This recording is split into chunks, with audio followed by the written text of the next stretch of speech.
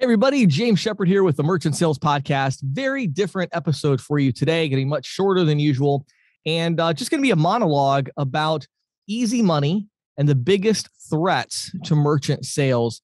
Usually once or twice a year, I make an episode like this when I feel like I've gone through a season of thinking and research and experiencing things in the industry where I feel like I have an insight to share that ISOs and agents really could potentially benefit from.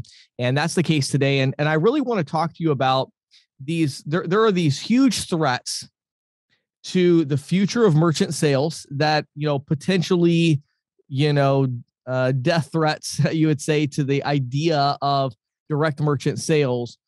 And these threats are not being ignored, but are certainly not being given the importance that they need to be given in conversations, strategic conversations by ISO executives, as well as really just they're not being taken very seriously by the individual agents. And these are things that we all need to understand and we all need to think about. And I believe the reason that they're kind of have gone into the background is because right now it's such a great time in merchant sales. It's a time of easy money.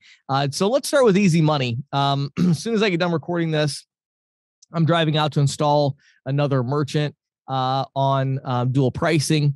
And I've been out in the field doing some sales to just really kind of stay fresh and, make sure I'm understanding how to sell dual pricing, which is a bit of a new concept for me. And so my kind of takeaway of being out there and just being in the different Facebook groups and things, I mean, this really is an incredible time in the industry. We're very blessed to be part of merchant sales at this time. I saw a hilarious post. I can't remember who made the post in one of the groups on Facebook about a manager made the post, or an ISO owner. One of his agents came to him and had sold a merchant on traditional processing, and the merchant was doing like $150,000 a month or something like that. And this agent was really disappointed because he was only going to make, I think it was like $500 or $600 a month in residual on this account because he didn't sell it on, cash discounting. If he had sold it on cash discounting, he would have been making several $1,000s a month. And so, that's what we consider right now a bad day, right? A bad day is, I sold somebody, I'm only going to make $600 a month in residual income. This is just a crazy time in the industry. And, I think it's very important to kind of take a step back and just say, look, if you're having a hard time making money right now in merchant services sales, you're having a hard time building residual, there's really only three possible reasons that could be, okay? Either number one, you don't know how to sell.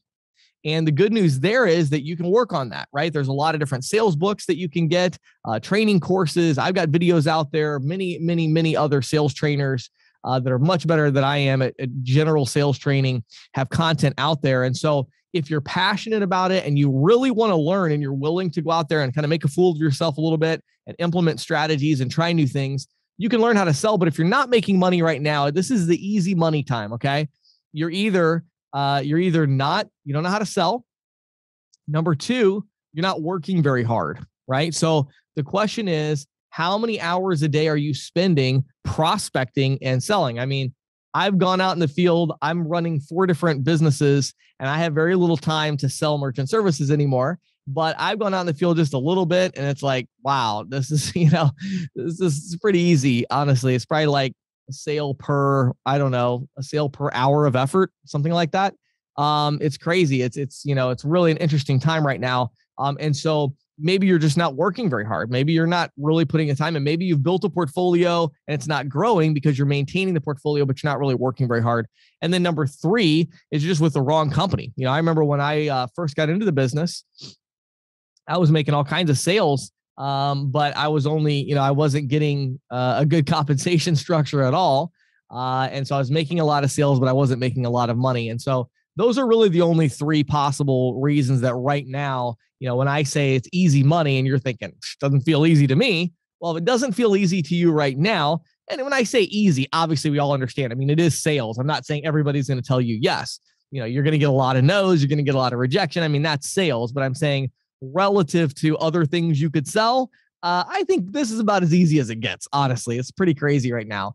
And so this is just a fantastic time to be in merchant sales. However, having said that, because of this kind of easy money, we are being distracted from three trends that represent an existential threat to our industry that is a big deal. Okay. So I'm going to give them to you in what I consider to be kind of order of importance. Okay. So let's start with actually number three. Number three on my list is the shift to card not present transactions. Card not present transactions. And a theme that you're going to hear with all three of these trends or threats is this idea of the overall opportunity kind of tightening in on us a bit, right? And so, right now it just kind of feels like this sea of opportunity. You walk down the street, you walk into 10 businesses, 5 or 6 of them are going to have some kind of point of sale system that maybe you can't integrate with, or they're using some kind of integrated solution. But the other 4 or 5 are kind of like, wow, 4 of them said no, 1 of them said yes. I only walked into 10 businesses. Like this seems really easy. But that's kind of scary that we went from 10 businesses we could sell to 4, right? Well, what if 3 years from now it goes from 4 to 1 or 2?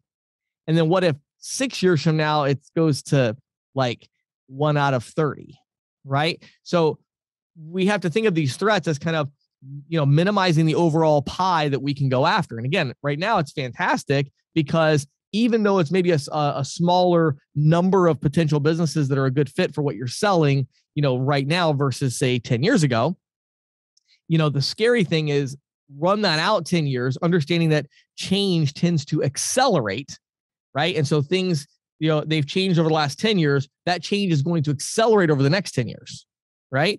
So the first one is this shift to card not present sales. And there are 2 primary kind of subcategories under this threat that we need to understand, okay? The first one is the shift in our own merchants that are shifting some of their revenue, in some cases a significant portion of their revenue, to card not present, and we are not servicing them, right?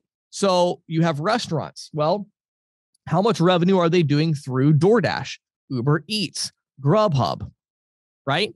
That is a shift away from what you're providing. Now that payment processing is moving.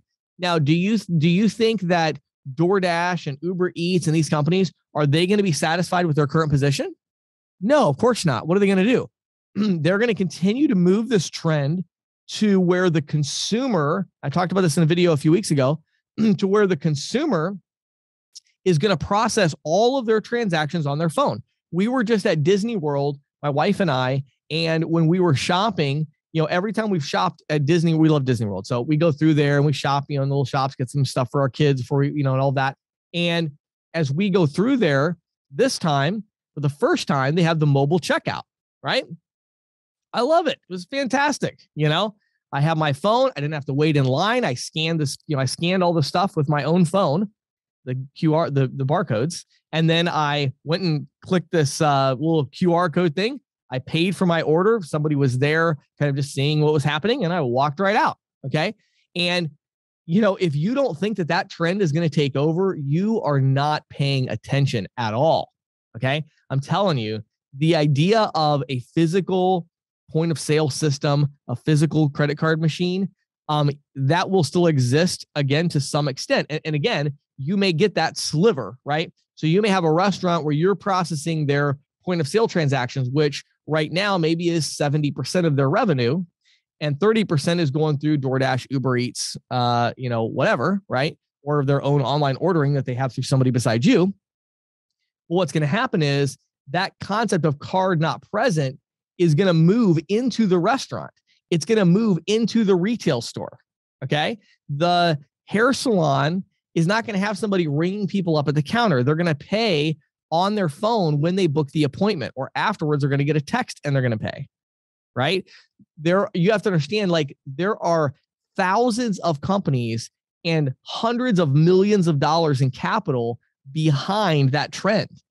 Software companies are saying, wait a minute, If all the payments are going to move to somebody's phone and they're going to use their own phone to check out, well, my goodness, let's go. All right. Let's create that app. Let's create that experience.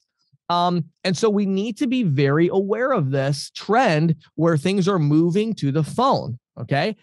Apple is making a lot of inroads with this, some scary stuff. Okay. Where Apple is thinking, well, maybe we could, I don't know. I'm making assumptions here, but I guarantee you this, there are conversations about payment processing at Apple, right? That's definitely conversations are happening for sure.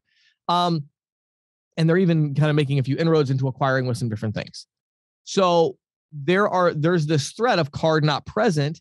And what's the solution? The solution is you got to find companies that you can partner with. I've done advertising for various companies that do online ordering solutions, even online ordering with delivery, right? And things of that nature. And so there are solutions out there that are processor agnostic that will allow you to integrate with them, or even ones who do their own processing, but they have residual income they pay out or whatever. But we got to be aware of these things. And especially at the ISO level right now, I think you really need to be aware of this stuff. You need to be thinking about it, finding the right partnerships to embrace these trends. And I'm not saying this trend is going to take over tomorrow, but I think that 3 to 5 years from now, people, I'm almost 40. People my age and younger, they're going to want to pay on their own phone. They're not going to want to wait for the server to come to the table. They're not going to want to wait in line at the checkout counter. They're just not, and so they're going to switch. And so this trend of card not present, first of all, is affecting this idea of just people making payments through their phone on an app. So you do it all the time yourself, right? When I don't even remember, I'm trying to think, I think it's been like a year since I personally purchased a grocery item at a physical store. You know why? Because we use Walmart delivery and we have an app on our phone that we pull up, we get what we want and we pay for it. Right? If there's something else I need from the convenience store and I don't want to run over there, I go to DoorDash, which now has, Rite Aid and everybody else, and we get something there. These trends are going to take over. I mean, I don't really think there's any doubt about that. Now, again, does that mean every single transaction is going to happen that way? No, I'm just saying we're getting a smaller pie. Right now, it's an easy pie to take advantage of, but it's becoming a smaller pie because, again, as consumers are using their mobile devices to make payments, and you're like, well, oh, that's a new trend. It is. How long do you think it's going to take for that trend to get some traction, right? Do people really, do they like using their phones at all? Does any of you, do you keep your phone on you most of the time? It's like, yeah, of course, we want to do everything on our phone. So that's a trend. The other card not present trend is this idea of just merchants who are card not present, right?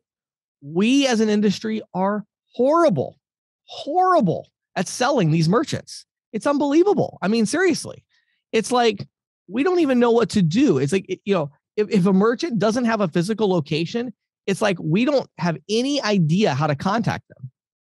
It's crazy. If you are an individual agent, let me tell you something. Okay. That is a problem you could solve right now, and you need to solve it. What I mean by that is start taking one day a week. Like let's say you prospect for 3-4 hours a day. Okay. Take one day a week to go card not present. And you say, well, my goodness, how would I do that? You would go to Google Maps and you would look up, home services businesses, right? Look up home inspectors, look up plumbers, electricians, lawn care companies, and reach out to them just like you reach out to everybody else. It's not even any different, really. The solutions are a little different. Frankly, in a lot of cases, they're easier. There's no terminal to install. You just give them a login to a gateway or something. And so I think, there's this whole other opportunity of going after card not present. And ironically, it's not like there's a technology barrier there. All of us have the solutions that these companies need. They just need a virtual terminal. They need a nice gateway. They might need email, e-invoicing. They might need ACH.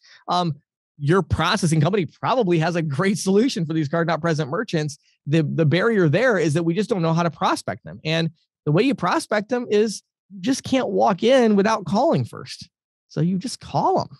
And the good news is nobody's calling them. Okay.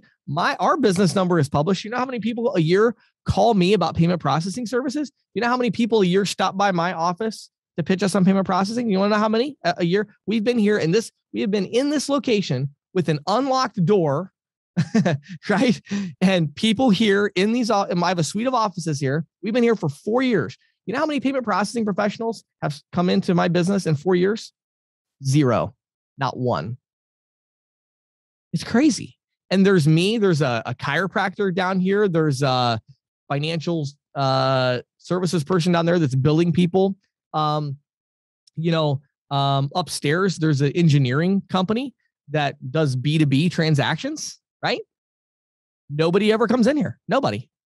It's unbelievable, So, the idea is you got to call these people and you got to find where they are. I mean, there's, office buildings, do you realize you can go to an office building, you can look at the list and see all the businesses that are in there on the marquee, sit in your car, call through all of them until one of them agrees to have you come in to talk to them about payment processing. You've never had anybody call them before, right? Now, again, they may have integrated solutions. You may have to learn a little bit more about gateways and APIs and how to do some of this stuff, but you got to start that process, right? And so card not present is I would say card not present is a big threat. It's kind of the least urgent, but it's probably the most important actually long-term. You know what I mean? Like that's the one that our industry can have such a big impact on. And so I would really encourage you to think about becoming more efficient at selling card not present and think about the solutions you're providing. Think about your current merchants and the new ones you're going to sell and figure out how to get some of that revenue back. What's crazy about all this to me is Uber Eats and DoorDash. I don't want to get too far off track here, but really all they are now is distribution. There's other companies that they outsource the delivery to. Postmates does most of the actual delivery. And so it's, it's not like they have everybody's like, oh my goodness, DoorDash has this huge infrastructure. And it's like, well, I mean, sort of, really, they have an app and they have no infrastructure in a way, right? Because like operationally, it's like, I know they have their executives and all that, but it's all distribution, they're using Postmates for delivery, I think in most situations, which you can go through like Delish, DYLISH, which is processor agnostic and has their own processing option as well. And they use Postmates as well, right? So you go to the merchant and say, hey, stop using DoorDash, use me instead. It's like, it's nothing. Like you got to go sell it and you got to fight for the market share and be careful about that. And then think about the phone and how that's going to be continued to be used in the stores, in the physical locations. And then secondly, going after these card not present merchants. Okay. That's number one. That's my number 3 threat, actually. Number 2 is regulation. Regulation. Now, again, this one's a bit of a longer term scenario, and it's one that individual agents can really do basically nothing about. But I think as an industry, ISO execs, things like that, we need to be in the loop on this, and we need to be taking whatever action that we can.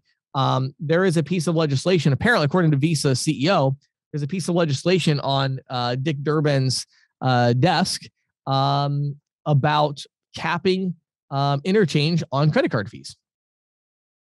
I posted about it on LinkedIn, and I was so surprised by the reactions of kind of, what's the right word for it?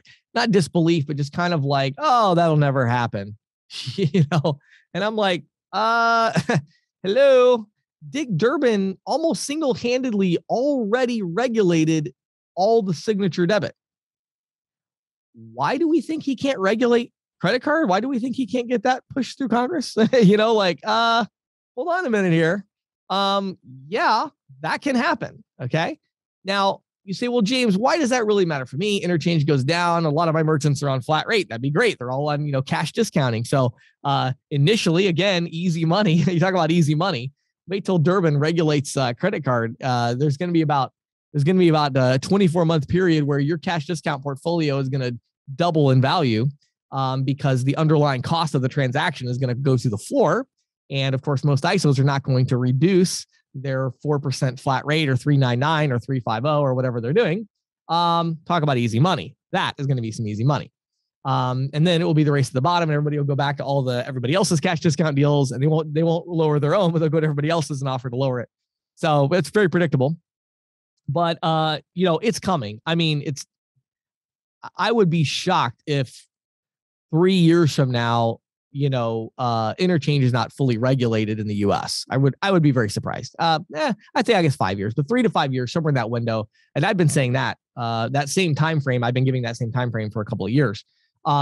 This is the first shot across the bow. Now, I don't think it will pass right now, only because of the makeup of the Senate, and I don't think they have the votes for it. And I thought a lot about this and looked at kind of different legislation, looked at what some of the other senators are saying about it, and I don't think it's gonna pass. But it could. I would say there's a 10% chance it could pass if they brought it up. I don't think Durbin is even going to bring it to the floor because he doesn't think it's going to pass.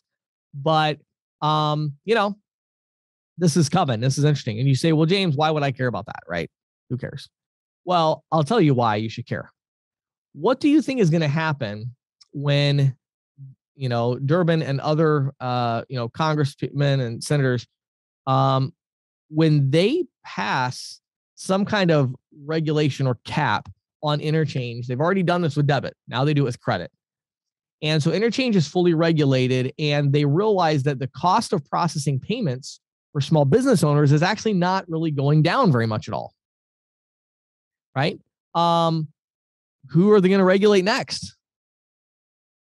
Right? So us. So we've seen this already play out in a lot of other countries. You look at what's able to be done in the UK, you look at Australia, even Canada to a lesser extent. Canada is more about competitive pressure than government regulation, although the government started it off by they have a very unique system there. It's not exactly fully regulated, but it's a kind of a process they go through with card brands. But, this is happening in other countries. And so we do need to be aware of that. And again, if you are a payment processing executive, you should be thinking about your own lobbying. I mean, this is becoming, really, really important. And what's interesting here is that our interests in this situation are actually aligned with the card brands, not with the merchants. So obviously all the big merchants and the merchant, collectives and associations, they, of course, are all coming out and saying, yeah, let's go ahead and regulate, right? Why? Because that's going to lower their cost for, Walmart and Amazon and Target and Darden and, all the big restaurant conglomerates. And, they would love that. They're all on some kind of interchange plus pricing. So interchange regulation would be fantastic. So we need to have an eye on that because that's a slippery slope. Now that's a slippery slope that, could take a while, but that's a game over problem. That's like those of you that were selling mortgages before it was heavily regulated, and now you got out of that because it's heavily regulated. That's a slippery slope. So we need to be aware of that. Again, I'm not saying I would be terrified of it. If you're an individual agent, there's literally nothing you could do about it other than keep on selling whatever you're selling. And for some period of time, that portfolio is going to be very, very valuable. It could even be for quite a few years. So it's a great time. Again, easy money. It's a great time to sell payment processing because the underlying cost is probably about to be taken down significantly at some point in the next 3 to 5 years, in my opinion. So what is the number one threat, right? Well, the number one threat, anybody that's been out in the field, I've been out in the field selling, anybody that's been out in the field selling, you know exactly what the number one threat is. I don't even have to tell you what it is. The number one threat is integrated verticalized software, right? So payments that are integrated with verticalized software solutions. It is such a big deal, right now that it is almost the only thing that matters in terms of the next 36 months, right? And so I cannot tell you how many times I have heard an executive from a, small to huge payment processing company, anywhere in between. I've heard them talking to their salespeople and say some version of, don't sell point of sale systems. That's going to take way too much time. Just look for the merchants that want the standalone terminals. They're easy right now. Okay. Yes, they are easy right now. And I understand the sentiment. I've been out in the field selling, and I'll be honest, I don't want to sell a point of sale system. You know why I don't? Because I don't want to have to go back and install that sucker. Good night. It's going to take me half a day. I don't want to do that. I want to go just sell the next one, right? Here's the problem, though. A couple of problems. The big problem, obviously, is attrition. You're when you place a standalone terminal with a merchant, and that's all you place with them. I mean, you might as well forget about it. I mean, you're going to lose the account. You're going to lose it. I mean, maybe not today, maybe not, tomorrow, but I mean, in the next 36 months, you're going to lose it. I don't know what else to tell you. Now, having said that, I'll give a little plug for our podcast sponsor, which is Valor Paytech.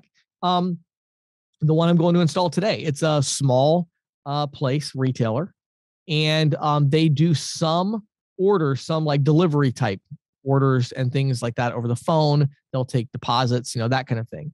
So this is a good example.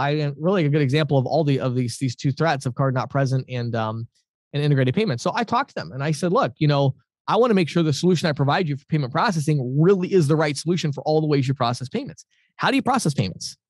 And they said, well, right now people come into the store, they swipe their card. And I said, okay, does anybody ever call over the phone to pay? And they said, well, yeah, but we usually tell them just wait till you come into the store and pay. And I said, do you think that's the best way to do that? Right? And they're like, well, no, because then we don't get the deposit. And then they go ahead and make an order and they don't have a deposit for the order because they didn't take it to the phone. And I said, okay, well, what if you had a solution where you could send out an email with a link or a text with a link that they could click on and just, make the payment themselves on their phone or their laptop or whatever. And then it would come into the same system and you could see those transactions right alongside the ones from the credit card machine. Because again, this is a smaller retailer. They didn't want a point of sale system. Like they really passionately did not want one, which is fine. Again, I'm not saying there are merchants like that, but my point is not like, oh, don't sell those merchants. No, my point is even those merchants though are starting to understand that there's more than one way to take a payment, So I talked about it. So then we talked about how one of their stores, they a lot of times they have different places in the store where people will check out. And they didn't want to buy a bunch of different credit card machines. They didn't want different credit card machines. They wanted one, but they wanted to be a mobile unit. So I did one of the units is a mobile one that Valor offers. And the other one is a plug-in, kind of a standard, device for one of the other kind of counters they have. And then I'm talking to them about Valor's virtual terminal. And so when I go to make that installation today, I'm going to train the merchant not only on how to do a transaction, which I think most merchants know how to do now. It's like, just keep swiping the card. That's pretty simple. But I'm also going to train them on using the virtual terminal, right? And how to send out an email invoice or a text invoice, because again, that's something that would be a benefit to them. Because what I don't want is I don't want them to see an ad or get a call from another company that says, hey, all you have is a credit card machine. Oh my, well, why don't you work with us and you can still use your credit card machine, but we'll take care of all your card not present transactions, right? You see what just happened to me? All of a sudden, I went from processing, they do maybe 15,000 a month. I went from 15,000 a month to 8 because a lot of their larger payments are over the phone, or would be if they did that. So, I got to protect myself from this card not present trend. I also have to protect myself from other technology companies reaching out. And I have to embrace this idea that a lot of consumers don't want to come into the store and swipe the card. They see something they like, they want it, they see it on the website. They have a terrible website, but I mean, they do show their stuff, and somebody might call and say, hey, you have exactly the table that I want. That's the one I want. Can I just pay for it and you can deliver it? And now they'll be able to say, yes, we can. Absolutely. We're going to text you a link right now. As soon as you pay, we'll schedule your appointment to come out. So this idea of, again, these threats, they are also opportunities. But if we're not careful, what we're going to see is over the next 3 to 5 years, we're going to see, wow, we have this fantastic opportunity right now. And it's just going to keep, it's going to seem easy, right? But it's going to shrink and shrink. And what's interesting about it is, as an industry, I think we're so blinded a lot of times. The average attrition right now is like 20-something percent, 22%. Don't we understand what's happening? Like, we're all just stealing each other's accounts. It's like we're all fighting over the crumbs that are falling off the table. Meanwhile, Stripe and Square and, Toast and all these others, they're locking in the valuable merchant accounts. And it's like, oh, well, we'll let the ISOs and agents fight over the crumbs that are left, and they can just keep stealing each other's accounts every year. And it kind of seems like, oh, wow, hey, we're still making a lot of sales. Well, no, duh. You're selling the people that the other ISO sold, 2 years ago, and you're giving them a terminal again. It's almost like we're all just kind of in this game of like moving accounts from one ISO to the other until one of the big PayFacs steals it from us. And as an industry, that's our plan, and it's like, oh, I found somebody that's still on traditional processing. I'm going to flip them to cash discounting. I'm going to do dual pricing. I'm going to do compliance surcharging, and I'm going to flip them to my solution. Like, yay, I'll make residual for a couple, 2-3 years until a different ISO steals them and offers them a lower cash discount. Like, this is the game we're playing, right? And it's almost like we're blinded. Like, we're all playing this game of like, musical chairs, and we're doing this like da-da-da, we're like dancing around to the music. And meanwhile, it's like Toast and Square and Stripe and all these other and another, 1,000 ISVs, software companies that are verticalized, have specific solutions for hair salon or pizza shops.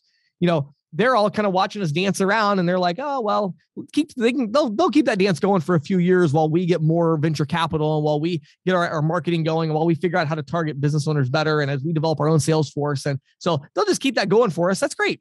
They can just keep passing these little merchants around, these merchants around that don't want integrated payments right now, or they're not begging for it. And we'll just let them keep doing that until we sell them. That's what's happening right now. And we need to get off of this. We need to stop this game. Okay. And we need to take a step back. Now, I've made a lot of suggestions in the past. I'll make a really quick one again. This idea that, the agents shouldn't be selling integrated payments. I actually don't disagree with that. I used to disagree with that passionately. I don't anymore. I do think it's hard for, you have hunters and farmers. And if you know anything about sales management, you know that there are hunters and farmers. And hunters go out and they hunt and they get the kill and they bring it in. And it's like transactional. It's like, let me go, I'm going to make the kill. I'm going to bring it back. And then I'm going to go make another kill and I'm going to bring it back. I'm going to go make another kill and I'm going to bring it back. And then there are farmers, right? And the farmers are like, okay, patiently, I got to farm the land. I got to cultivate. And in sales, they're cultivating their relationship. They're upselling. They're doing all that. And right now, I would say the salespeople in our industry are probably 90% hunters and 10% farmers. And ironically, the farmers are generally kind of kicked to the curb in our industry as people who just don't know how to prospect. And it's like, you're just not aggressive enough to make it in this business. You got to go out there and walk into businesses cold turkey and sell them. And they're like, oh, I don't do that kind of sales. Like I was selling mortgages, I was selling insurance, and my company was giving me leads. And then I was selling those. And we're like, well, that's not real sales. Get out of here. Why are we doing that? Like those are the people that we need, because we need them to help our ecosystem by upselling the people that we sold the standalone terminal to. We got the relationship. Great. Now we need somebody to cultivate that relationship over time and get them to upgrade to a solution that's going to be really right for them long-term and build that relationship. And in our industry, it's almost like, we're like, well, we're going to lose 20% of these customers every year anyway. So do we really want to proactively reach out? Probably not, because if we do, they might cancel. It's like all weird and backwards. It's like, no, like let's go on the offense against these threats. And let's actually go out there and maybe you're an individual agent and you are like a sales machine, but you know that you're losing 15, 20% of your customers every year.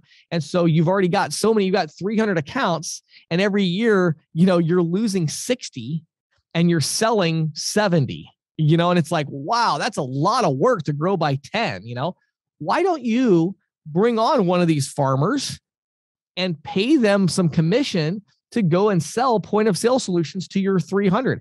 Maybe they can get 75, 80 of them locked into a point of sale within 24 months. And going to dramatically increase your income as you sell software and things like that, and hardware and whatever it is you're doing. And it's going to lock those in, right? And so you have a flow of like, I'm the hunter. I'm going to go get the sale, bring it back. And then this person can be your person that doubles as both point of sale installation and taking some of that off your plate, but also the person that reaches out to existing clients and says, hey, I see you have a standalone terminal. I just want to follow up and see how that's working out for you. How else would you like to process payments? We have a lot of different solutions. So at the individual agent level, at the ISO level, obviously have a sales room of people on the phone that are reaching out to these accounts, not in a way to damage in any way the income or relationship of the agent that made the sale, right? they should still have their situation good, but there's other money that can be made on top of that. And kill two birds with one stone, you can secure the account, right, for long term and secure it against these threats, that exist. And so that's a really important one. And then I've already talked about prospecting for card not present. So let's take a minute. Hopefully you enjoyed this episode of the podcast. Take a minute to take a step back. Think about these trends. Think about what they mean, and think about what you can do about these threats, and how you can turn these threats into opportunities. My name is James Shepard. Thank you so much for just following our podcast. I know many of you listen in every week, and I really appreciate it. Hopefully you get some insights from it. I love recording the podcast. I love all the things I get to do. It's a lot of fun. And so I really appreciate you. I appreciate you following our content, and hope that you have a fantastic weekend. And I hope that, merchant services sales, I love It's Easy Money right now. I hope you're having a great time making money and increasing. And I just wanted to give you a little bit of zooming out and just looking at the larger threats. And hopefully you're going to be in a position where you can take advantage of these opportunities long term. So thanks so much again for listening and watching. Have a great day.